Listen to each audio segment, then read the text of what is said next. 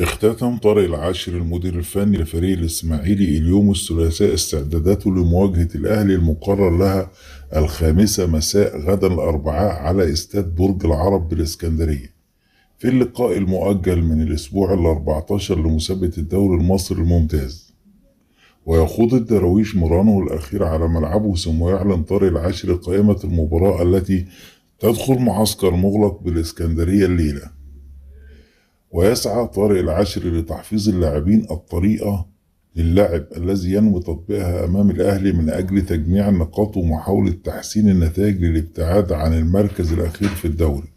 حيث سقط فريق الإسماعيلي في آخر مباراته أمام مودرن سبورت بهدف نظيف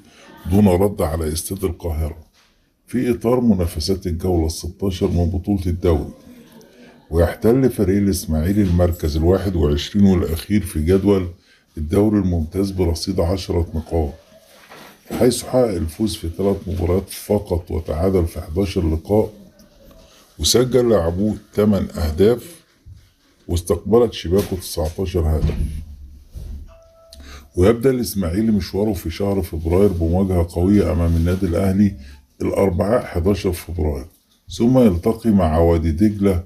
الجمعة 20 فبراير، قبل ما يواجه سيراميكا كليوباترا يوم الثلاثاء 24 فبراير، ويختتم مبارياته في الشهر بمواجهة الجونة السبت 28 فبراير.